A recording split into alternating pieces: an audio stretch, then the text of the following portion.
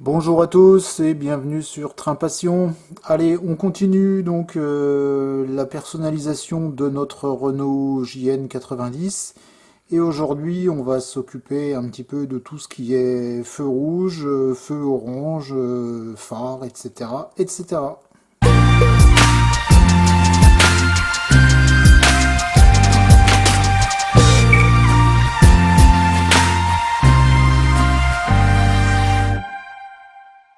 Alors, tout d'abord, il faut déjà faire un petit topo sur le travail à effectuer. Alors, au niveau de la caisse frigorifique, on a plusieurs emplacements avec des feux, et donc je vais les traiter différemment en fonction de ce qui me reste un petit peu en rayon, puis aussi un petit peu en fonction de ce que je veux obtenir. Alors, on a ici des feux qui sont, alors qui sont pas des feux d'ailleurs, ou qui sont des feux de position. Donc qui normalement sont plutôt de couleur translucide. Ici, ils ont été représentés avec une touche de peinture argentée. Donc ça me plaît que moyen. Je vais les retravailler un petit peu, je vais les conserver, je vais les retravailler un petit peu avec une peinture smoke pour leur donner un petit peu plus de profondeur.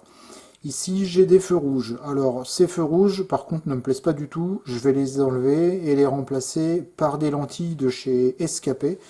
Donc, Escapé, c'est un fabricant qui propose des phares, des feux stop, enfin des feux un peu de toutes les formes, de toutes les sortes. Alors, généralement, plus destinés sur du matériel moins 35 et du matériel spécifique.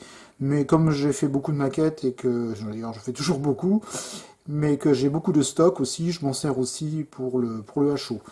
Donc sur la cabine, j'aurai les phares un peu à nettoyer parce qu'ils ont été un petit peu assombris lorsque j'ai passé mon gris sur le châssis.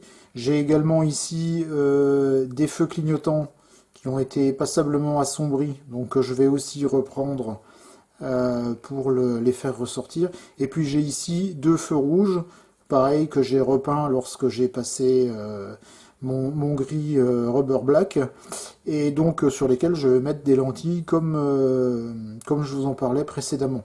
Ici, les deux feux rouges qui restent invisibles recevront simplement une touche de peinture translucide. Alors je vais commencer par la partie peut-être la plus délicate qui est l'ablation déjà des deux feux rouges qu'on en a à l'arrière de la caisse frigo pour pouvoir y placer les lentilles de remplacement. Donc pour ce faire, je vais utiliser un cutter à lame plate et je procède tout doucement. Voilà, je ne cherche pas à bien sûr enlever tout d'une seule traite, mais j'y vais plutôt voilà, par petites touches.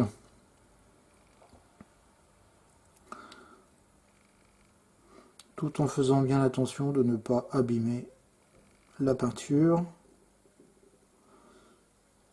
Voilà, donc c'est un travail un petit peu délicat, mais qui au final sera tout à fait payant. Hop.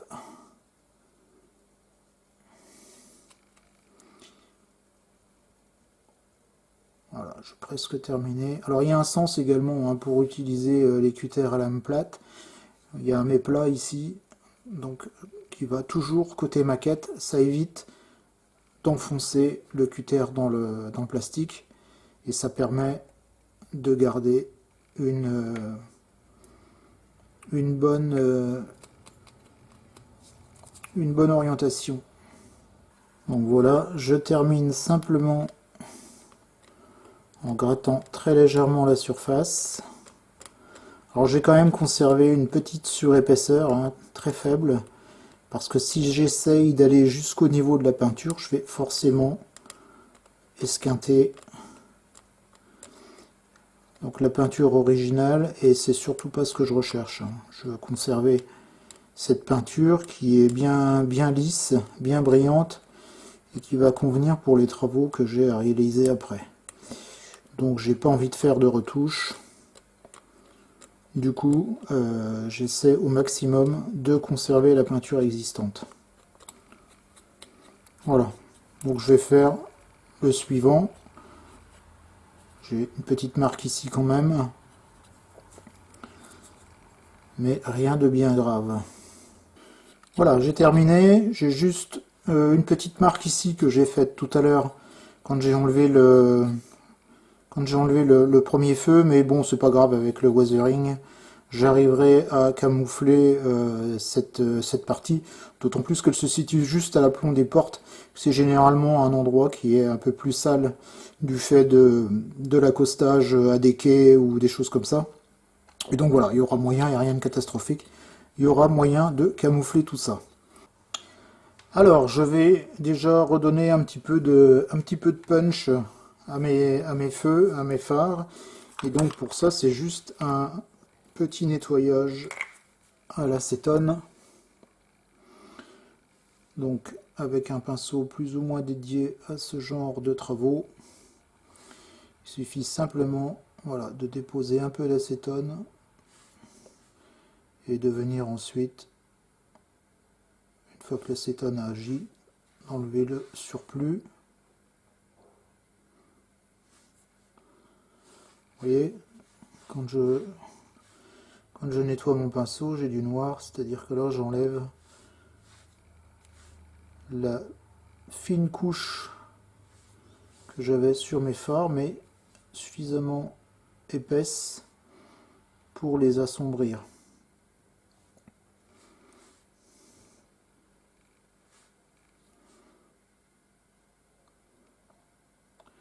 Voilà. Donc c'est très rapide. Vous laissez un peu l'acétone agir. Donc en enlevant la couche, la fine couche de peinture qu'on a sur les phares, on arrive à avoir quelque chose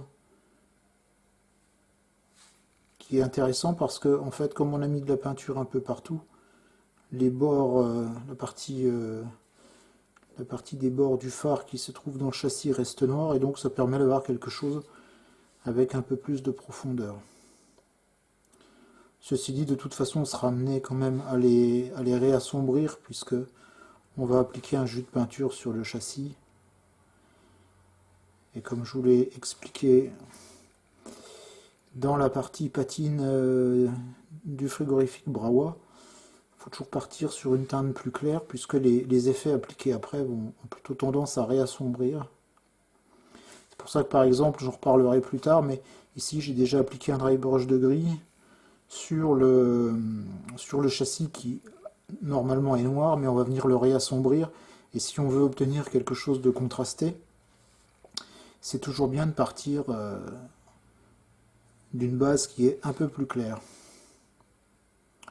Voilà, je vais m'arrêter là pour les phares. J'en ai un qui ça a bien fonctionné, celui-là il reste un peu plus sombre. Alors je ne sais pas pourquoi. Il y a peut-être de la peinture qui s'est infiltrée derrière. Bon, c'est pas grave, je vais laisser ça comme ça de toute façon. Voilà, maintenant je vais passer à la reprise des phares et des feux rouges. Donc comme je vous l'avais dit, deux solutions. Il y a ceux que j'ai décidé de conserver, mais sur lesquels je vais repasser un petit peu de couleur. Puis il y a ceux que j'ai décidé de remplacer.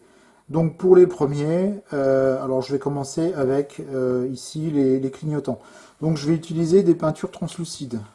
Donc en l'occurrence ici de la peinture rouge 503 et 506 de chez AK et du Smoke Tamiya qui est un produit similaire, hein, simplement que je n'avais plus en AK donc j'utilise en Tamiya. Et puis donc mes fameuses, ce que j'appelle des lentilles du fabricant SKP. Donc ici c'est une planche qui est pratiquement complète. J'avais besoin de lentilles rouges, notamment pour mettre à l'arrière de la caisse frigorifique. Je n'en avais plus, donc en fait je suis parti de lentilles orange, sur lesquelles j'ai repassé de la peinture translucide rouge. Et donc vous voyez j'ai un très bel effet qui est similaire pratiquement à l'effet des peintures qui sont des lentilles pardon, qui sont déjà rouges d'origine comme ici. Hein, donc c'est ceux-là qu'on utilisera tout à l'heure, je ferai la caisse en dernier. Donc pour l'instant, je vais passer à la réalisation des clignotants. Alors il me faut un pinceau plutôt fin, avec des poils un petit peu longs. Là, on est sur un médium, de façon à pouvoir contrôler au maximum ce que l'on va faire. Donc, je chausse mes lunettes. Et donc, en fait, je viens simplement, alors j'espère que, voilà, on voit bien, je viens simplement déposer de la peinture sur l'endroit qui m'intéresse. Alors, j'en mets pas trop quand même. Donc l'effet est quand même assez subtil, mais néanmoins intéressant lorsqu'on va être amené à regarder d'un peu plus près l'engin.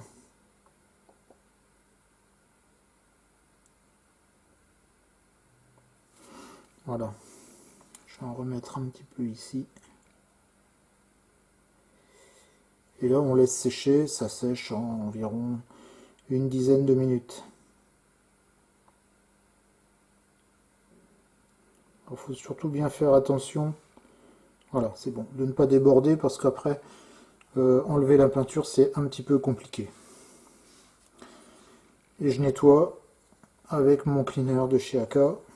Ça va très bien. Donc pour le orange, c'est terminé.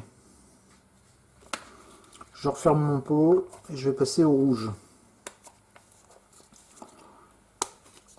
Hop. Je prends mon acétone également.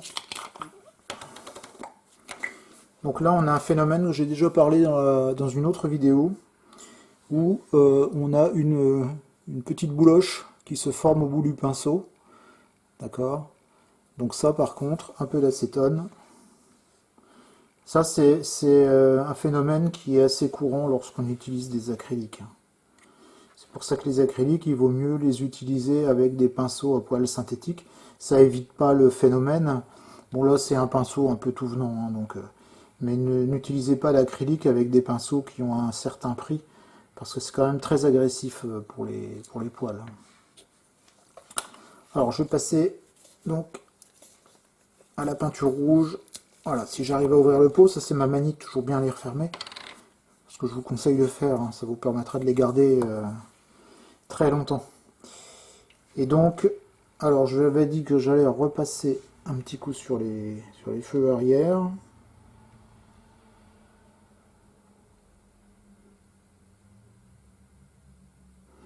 Voilà, je viens simplement déposer de la peinture dessus, d'où l'utilité, pardon, d'avoir un pinceau avec des poils, alors ni trop longs ni trop petits. Voilà.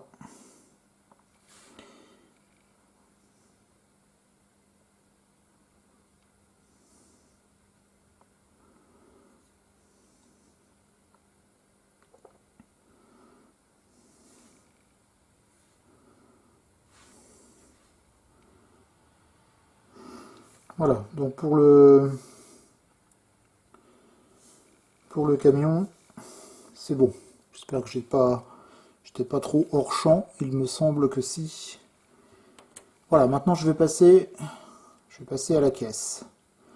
Donc la caisse, j'avais dit que j'allais simplement reprendre avec de la peinture smoke les deux feux qui se trouvent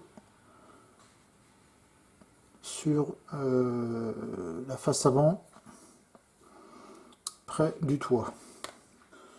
Voilà donc pour le smoke, eh bien, même opération que pour les teintes précédentes. J'en prélève un petit peu et j'en dépose un petit peu là où je souhaite en déposer. Ouais, je travaille pas avec la pointe du pinceau, mais plutôt avec le bord des poils.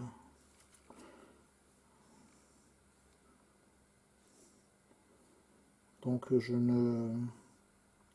j'y vais plutôt en plusieurs fois, voilà, plutôt que d'essayer d'en mettre de trop. Voilà, je vais m'arrêter là. J'ai un tout petit peu débordé ici. Alors c'est pas grave, il suffit simplement hop, avec un pinceau et du cleaner, de venir l'enlever. De toute façon, cette surface sera reprise après avec différents jus. Je vais juste remettre un petit peu.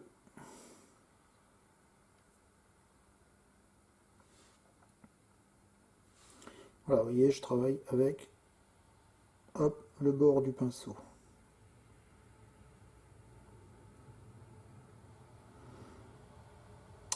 Donc voilà pour les peintures translucides. Voilà, donc après l'utilisation des peintures translucides, j'ai donc mis en place les différents feux avec donc ici ceux que j'avais refait à partir des feux orange, hein, donc avec de la peinture translucide au rouge. Donc voilà, je les ai prélevés sur la planche et je les ai collés donc en place au niveau de la remorque et au niveau du camion. Hein, donc ce sont des lentilles du fabricant, je crois qu'il est tchèque, SKP, donc lentilles qui a priori sont destinées aux maquettes de blindés, mais que l'on peut utiliser en fait sur tout ce qu'on veut. Donc maquette au 1.35, mais ici j'utilise sans problème pour du matériel en HO. Les lentilles sont collées avec de l'ultra glue. Donc c'est une colle vendue par Amo. En fait c'est un gel acrylique qui en règle générale sert plutôt à créer des effets d'eau, des vagues, des choses comme ça sur des rivières, qui devient extrêmement translucide en séchant et qui se nettoie et se dilue avec simplement de l'eau. Alors j'avais capté la pose des lentilles. Malheureusement, un petit problème technique a fait que je n'ai pas pu le sauvegarder. Donc c'est pour ça que, bon après il n'y avait rien de bien particulier, mais disons que ça faisait la suite logique de ce que je venais de vous présenter. Donc pour me résumer, lorsque les lentilles ont été retravaillées sur la planche et sèches, je les ai simplement découpées avec un cutter, je les ai positionnées donc à l'emplacement prévu, donc ce que j'avais pensé tout à l'heure, et collées avec de l'ultra glue. Voilà, donc ceci clôt ce chapitre sur le travail des feux, des phares et des clignotants. Je vous donne rendez-vous à très bientôt pour une prochaine vidéo et pour la suite de la personnalisation de notre Renault JN 90.